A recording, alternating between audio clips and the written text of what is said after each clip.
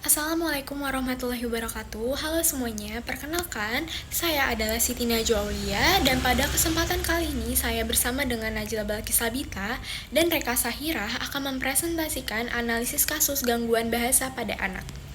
Berdasarkan jurnal berjudul Studi Kasus Keterlambatan Bicara dan Kesulitan Pengucapan Lisan pada Anak Usia 6 tahun. Dan presentasi ini nantinya akan mencakup jenis gangguan, ciri-ciri, penyebab, intervensi yang sudah dilakukan, serta rekomendasi intervensi.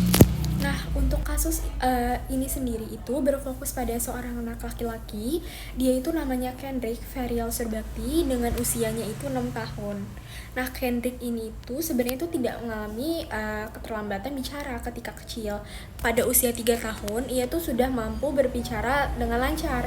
Namun, setelah banyak berinteraksi dengan anggota-anggota keluarga yang lainnya, pelafalannya itu tidak jelas dan kemampuan berbicaranya pun berubah. Berdasarkan analisis jurnal, Kendrick mengalami dua jenis gangguan utama, yaitu speech delay atau keterlambatan bicara dan articulation disorder atau gangguan artikulasi.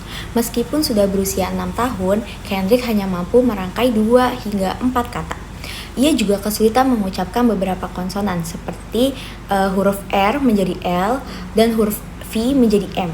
Nah, pada usia sekolah, kondisi ini membutuhkan perhatian karena dapat berpengaruh pada kemampuan akademik dan sosialnya. Ciri-ciri gangguan pada Kendrick terlihat dari beberapa aspek. Yang pertama, kemampuan produksi katanya terbatas sehingga belum dapat membuat kalimat panjang dan kompleks.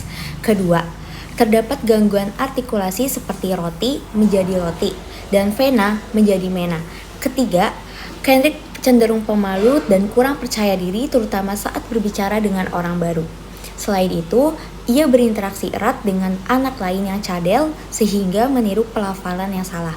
Kurangnya stimulasi verbal di rumah serta penggunaan gadget yang cukup sering juga membuat perkembangan bahasanya tidak maksimal.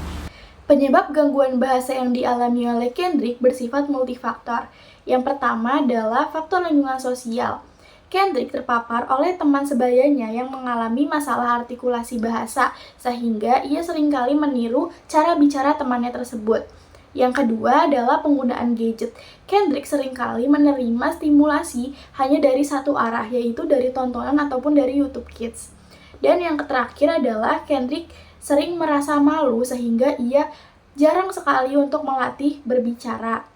Nah, faktor-faktor yang tadi sudah disebutkan itu sangat berpengaruh kepada proses perkembangan bahasa yang dimiliki oleh Kendrick. Adapun penanganan yang sudah dilakukan oleh orang tua Kendrick, yang pertama dilakukan pengawasan dan yang kedua memberikan stimulasi ringan. Namun, orang tua Kendrick belum menemui tenaga ahli ataupun profesional seperti terapi wicara ataupun psikolog. Nah, jadi kelompok kami sendiri itu merekomendasikan beberapa intervensi. Nah, yang pertama itu adalah terapi wicara. Nah, terapi ini tuh akan membantu melatih artikulasi huruf R, L, dan V. Nah, serta memperpanjang struktur kalimat. Nah, terapi ini tuh ideal biasanya dilakukan sekitar 1-2 kali per minggu.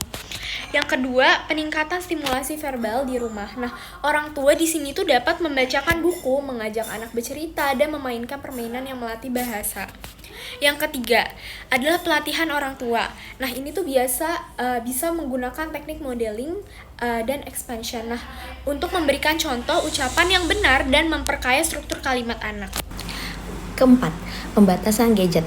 Nah, gadget dibatasi maksimal 30 menit per hari dan diganti dengan aktivitas dua arah yang melibatkan percakapan. Yang kelima, latihan artikulasi harian. Nah, melalui kegiatan sederhana seperti meniup lilin, meniup gelembung, atau latihan fonik.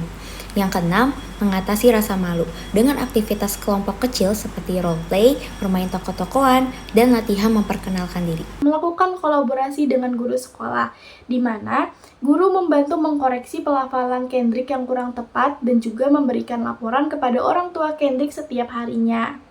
Dengan melakukan intervensi yang disarankan secara konsisten, sangat memungkinkan perkembangan bahasa Kendrick dapat meningkat dalam beberapa bulan ke depan. Dari kasus ini, kita dapat melihat bahwa perkembangan bahasa anak itu sangat dipengaruhi oleh lingkungan dan stimulasi verbal. Speech delay dapat diatasi dengan intervensi yang tepat, dilakukan sejak dini, dan melibatkan peran aktif orang tua serta sekolah. Terima kasih sudah menyimak, kurang lebihnya mohon maaf. Assalamualaikum warahmatullahi wabarakatuh.